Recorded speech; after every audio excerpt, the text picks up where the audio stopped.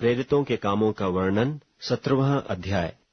फिर वे अम्फिपुलिस और अपुल्लोनिया होकर थिस्सलुनीके में आए, जहां यहूदियों का एक आराधनालय था। और पौलुस अपनी रीति के अनुसार उनके पास गया और 3 सब्त के दिन पवित्र शास्त्रों से उनके साथ विवाद किया और उनका अर्थ खोल खोल कर समझाता था कि मसीह को दुख उठाना और मरे हुओं में से जी उठना अवश्य था, और यही यीशु जिसकी मैं तुम्हें कथा सुनाता हूं मसीह है। उनमें से कितनों ने और भक्त यूनानियों में से बहुतेरों ने और बहुत सी कुलीन स्त्रियों ने मान लिया और पौलुस और सीलास के साथ मिल गए। परंतु यहूदियों ने डाह से भरकर बाजारू लोगों में से कई दुष्ट मनुष्यों को अपने साथ में लिया और भीड़ लगाकर नगर में हुल्लड़ मचाने लगे और यासोन के घर पर चढ़ाई करके उन्हें लोगों के सामने लाना चाहा।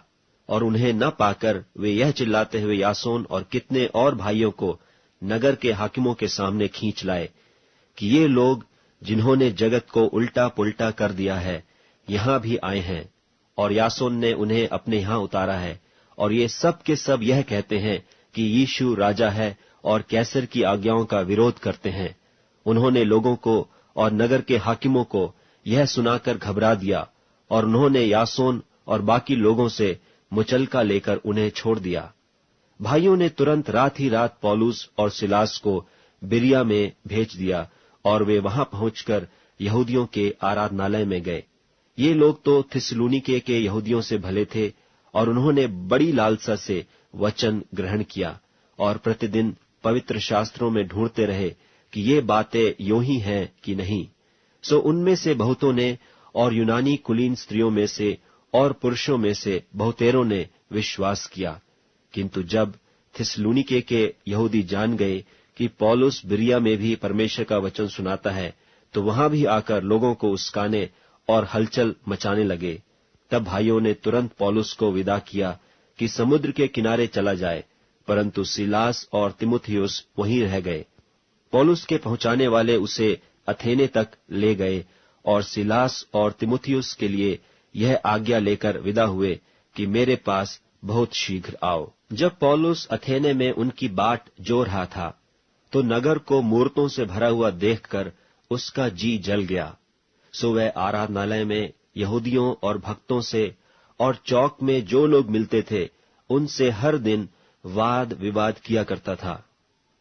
तब इपिकूरी और स्तोईकी पंडितों में से कितने उससे तर्क करने लगे, और कितनों ने कहा यह बकवादी क्या कहना चाहता है। परंतु औरों ने कहा वह अन्य देवताओं का प्रचारक मालूम पड़ता है, क्योंकि वह यीशु का और पुनरुत्थान का सुसमाचार सुनाता था। तब वे उसे अपने साथ अरियुपगुस पर ले गए और पूछा, क्या हम जान सकते हैं कि यह नया मत जो तू सुनाता है क्या है? क्योंकि तू अनोखी बातें हमें सुनाता है, इसलिए हम जानना चाहते हैं कि इनका अर्थ क्या है। इसलिए कि सब अथेनवी और परदेशी जो वहां रहते थे नई नई बातें कहने और सुनने के सिवाय और किसी काम में समय नहीं बिताते थे। तब पौलुस ने अरियुपगुस के बीच में खड़ा होकर कहा, हे अथेने के लोगों, मैं देखता हूं कि तुम हर बात में देवताओं के बड़े मानने वाले हो। क्योंकि मैं फिरते हुए तुम्हारी पूजने की वस्तुओं को देख रहा था, तो एक ऐसी वेदी भी पाई जिस पर लिखा था कि अनजाने ईश्वर के लिए। सो जिसे तुम बिना जाने पूजते हो, मैं तुम्हें उसका समाचार सुनाता हूं। जिस परमेश्वर ने पृथ्वी और उसकी सब वस्तुओं को बनाया, वह स्वर्ग और पृथ्वी का स्वामी होकर हाथ के बनाए हुए मंदिरों में नहीं रहता, न किसी वस्तु का प्रयोजन रखकर मनुष्यों के हाथों की सेवा लेता है, क्योंकि वह तो आप ही सबको जीवन और श्वास और सब कुछ देता है। उसने एक ही मूल से मनुष्यों की सब जातियां सारी पृथ्वी पर रहने के लिए बनाई हैं, और उनके ठहराए हुए समय और निवास के सिवानों को इसलिए बांधा है कि वे परमेश्वर को ढूंढें, कदाचित उसे टटोल कर पा जाएं, तो भी वह हम में से किसी से दूर नहीं। क्योंकि हम उसी में जीवित रहते और चलते फिरते और स्थिर रहते हैं, जैसे तुम्हारे कितने कवियों ने भी कहा है कि हम तो उसी के वंश भी हैं।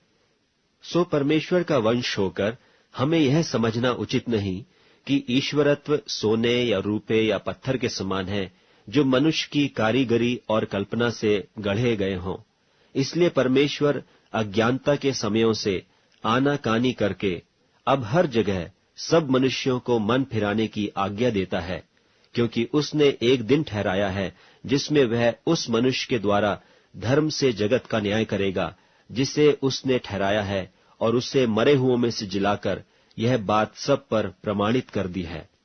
मरे हुओं के पुनरुत्थान की बात सुनकर कितने तो ठट्ठा करने लगे, और कितनों ने कहा, यह बात हम तुझसे फिर कभी सुनेंगे।